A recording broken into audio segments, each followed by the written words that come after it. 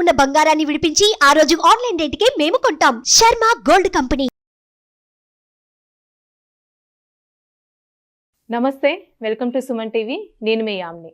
ప్రస్తుతం మనతో ఉన్నారు ప్రముఖ ఆధ్యాత్మికవేత్త జ్యోతిషరత్న శ్రీమతి కోనాల భాగ్యలక్ష్మి రెడ్డి గారు ఉన్నారు. అమ్మతో మాట్లాడి మనకున్న సందేహాలు అనేది అడిగి తెలుసుకుందాం. నమస్తే అమ్మా. నమస్తే అమ్మా. అమ్మ, మీరు ప్రతి నెల అంటే 12 రాశుల వారికి సంబంధించి విషయాల గురించి తెలియజేస్తారు కాబట్టి ఈ నెలలో అసలు జూన్ మంత్లో 12 రాశుల వారికి ఏ విధంగా ఉంటుంది, అలానే వాళ్ళకి సంబంధించిన పరిహారాలు కూడా మాకు తెలియచేయాలమ్మా మీరు.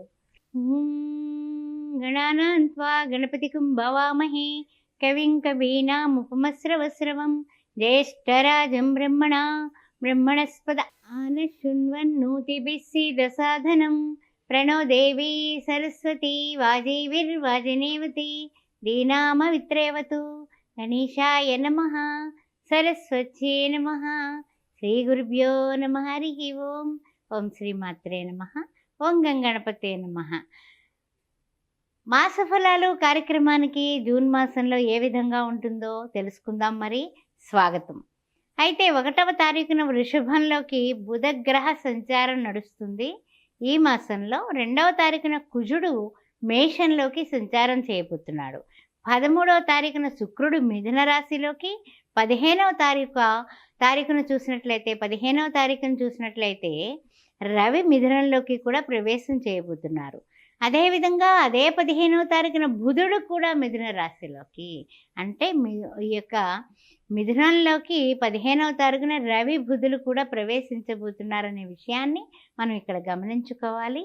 ఏ విధంగా ఈ గ్రహ సంచారం వలన 12 రాశుల వారికి మార్పులు, చేర్పులు, యోగాలు, శుభాలు కలగబోతున్నాయో తెలుసుకుందాం. మరి అమ్మ, ఇప్పుడు జూన్ మాసంలో కుంభరాశి వారికి ఏ విధంగా ఉంటుందంటారు? వీరికి సంబంధించిన పరిహారాలు కూడా మాకు తెలియచేయండి అమ్మా. కుంభరాశిలో ఉన్నటువంటి ధనిష్ట 3-4 పాదాలు, శతభిష నక్షత్రం, పురాభద్ర ప్రథమ, ద్వితీయ, తృతీయ ఏ విధంగా ఉండబోతుందో తెలుసుకుందాం. ముఖ్యంగా చూసినట్లయితే శని భగవానుడు చూస్తే గోచార రీత్యా రాశ్యాధిపతి రాశిలోనే ఉన్నాడు. తర్వాత ద్వితీయంలో చూస్తే చంద్రుడు, కుజుడు, రాహువు, ఆ తర్వాత వాక్కు స్థానంలో, తర్వాత తృతీయ చతుర్థంలో చూస్తే అర్ధాష్టమ రవి, శుక్ర, గురు, బుధుడు, ఆ తర్వాత చూసినట్లయితే కనుక పంచమ, షష్టమ, సప్తమ, అష్టమంలోకి చూసినట్లయితే కేతువు కనిపిస్తున్నాడు. ఏ విధంగా ఉండబోతోందయ్యా అంటే కనుక విదేశీయాన ప్రయత్నాలు ఏమైనా చేస్తే ఫలించే అవకాశం ఉంది. ఆ విషయంలో అయితే శుభమైనటువంటి వార్తతో మనం ముందుకు వెడదాం. అయితే ముఖ్యంగా ఏంటంటే ఈ కుంభరాశిలో ఉన్నటువంటి శని భగవానుడు తర్వాత ఏంటంటే కొన్ని ప్రయత్నాలు అయితే వెడుతూ ఉంటాయి, సాగుతున్నాయి అనుకోవచ్చు. ద్వితీయంలో ఉన్నటువంటి చంద్ర, కుజ, రాహు వలన చిన్న ఇబ్బందులు, అంటే విదేశీయాన ప్రయత్నాలు అయితే ఫలిస్తాయి. కుజుడు వలన కొంచెం తొందరపాటుగా మాట్లాడటం అనేది జరుగుతూ ఉంటుంది కదా, లేదా ఏదైనా యాక్సిడెంట్లు, లేకపోతే ఏదైనా ఇంజరీలు, వీటిలన్నింటికీ కూడా మొత్తం దానికి అంటే రౌండప్ చేసేసి 3వ ఇంటికి కుజుడు మారుతున్నాడు. దానివల్ల శుభమైనటువంటి పరిస్థితులు ఏర్పడుతున్నాయి. కారణం ఏంటి? ఎప్పుడైతే ఇతను మేషరాశిలోకి మారాడో ఈ యొక్క కుంభరాశి వారికి తృతీయమవుతుంది. అందువలన ఈ యొక్క ఇంజరీలు లేవు, యాక్సిడెంట్లు లేవు, వాదోపవాదాలు లేవు, వివాదాస్పదమైనటువంటి మాటలు ఉండవు. ఇవన్నీ కూడా కంట్రోల్ అయిపోతాయి. బాగా గుర్తుపెట్టుకోండి. ఇంకా తర్వాత ఈ యొక్క కుంభరాశి వారికి రాహువు ద్వితీయంలో ఉండడం, గోచార చంద్రుడు ఉండడం వలన కూడా కొన్ని విషయాల్లో ప్రయత్నాలు ఫలిస్తాయి. కొన్ని విషయాల్లో గట్టి ప్రయత్నాలు ఇంకా చేయాలి.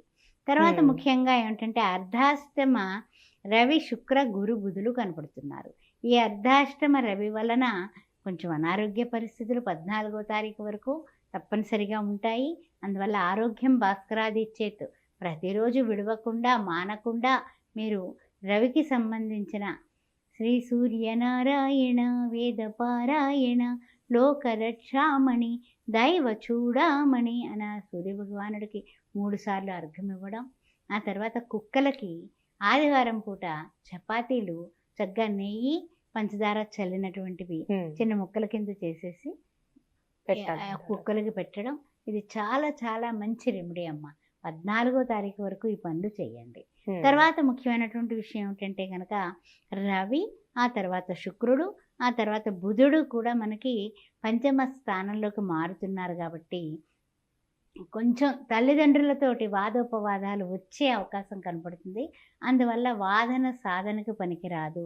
పిల్లలు చదువుతూ ఉంటారు, ఎక్కడికి వెళ్ళి అబ్రాడ్ వెళ్ళి చదివేస్తూ ఉంటారు, లేకపోతే ఇంకెక్కడో ఏదో కళాశాలలో మా ఫ్రెండ్ జాయిన్ అయ్యాడు, నువ్వు అక్కడ సీటుకి డబ్బు కట్టాల్సిందే అని పట్టుపడుతూ ఉంటారు. దానికి ఈ యొక్క కుంభరాశి వారు నో అనేకుండా కాస్త జాగ్రత్తగా సర్ది చెబుతూ ఏమీ వాదనలు పెరగకుండా చూసేటటువంటి బాధ్యత మీదే. అలానేమ్మా ఇప్పుడు ప్రైవేటు ఉద్యోగస్తులు కానీ గవర్నమెంట్ రంగానికి సంబంధించి ఏ విధంగా ఉంటుందంటారు వాళ్ళకి? అన్ని విధాలా కూడా ఉపయుక్తంగానే ఉంటుందమ్మా. రవి పంచమంలోకి వచ్చేస్తున్నాడు 15వ తారీఖు నుంచి. ఆ తర్వాత శుక్రుడు కూడా అక్కడే చేరుతున్నాడు కాబట్టి సౌఖ్యాలకి, ఉద్యోగంలో కూడా ఉన్నతమైనటువంటి పరిస్థితికి ఏం పెద్దంత మనకి నష్టాలు ఏం కనపడటం లేదు.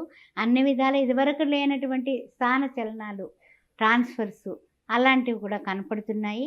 అయితే ఏంటంటే కనుక కాస్త ప్రయత్నం అయితే చేసుకోవాలి. ప్రయత్నం చేయకుండా గాల్లో దీపం పెట్టాను దేవుడా అంటే కుదరదు. కానీ కొంతవరకు ప్రయత్నం చేసుకుంటే విజయంలోకి వెళ్ళిపోతారు. ఆ విషయం జాగ్రత్తగా చూసుకోండి. తర్వాత ప్రయత్నం చేయడం, తర్వాత ముఖ్యంగా ప్రతిరోజు కూడా విష్ణువుని ఆరాధిస్తే అన్ని విధాల మార్గం సుగమం అవుతుంది. ఎందువల్ల అంటే ప్రతిరోజు కూడా ఈ యొక్క రాముల వారిని కానీ, వెంకటేశ్వర స్వామిని కానీ, శ్రీ వెంకటేశ్వర శ్రీత జనాపాల కావవే మమ్మిప్పుడు కలికి అవతార అన్న వెంకటేశ్వర స్వామిని మీరు ఆరాధించి వెంకటేశ్వర స్వామి దగ్గర ఆవు నేతితో దీపారాధన ప్రతి శనివారం నాడు చేయటం. ఇంకా వీలైతే కనుక ప్రొద్దుట 6 నుంచి మన్నాడు పొద్దున్న 6 వరకు అఖండ దీపం వెలిగించుకోవడం. చాలా చాలా మీకు అన్ని పరిస్థితులు కూడా తారుమారైపోయి విజయాలు మీకు వస్తాయి. శనివారం పూట తప్పనిసరిగా తులసిమాల, మల్లెపూల మాల ఆయా శ్రీమన్నారాయణుడైనటువంటి వెంకటేశ్వర స్వామికి సమర్పించడం, అన్నదానం చేయడం, చెప్పులు దానం చేయడం చెయ్యండి. జలదానం కూడా చేసుకుంటే మంచిది. అద్భుతమైనటువంటి అవకాశం అమ్మా, చూసుకోండి. చాలా చక్కగా తెలియజేస్తారమ్మా. పరిహారం కూడా ధన్యవాదాలు మీకు. ఓం శ్రీ మాత్రే నమః. సుమన్ టీవీలో మీ పర్సనల్ అండ్ బిజినెస్ ప్రమోషన్స్ కోసం కింది నెంబర్కి కాంటాక్ట్ చేయండి.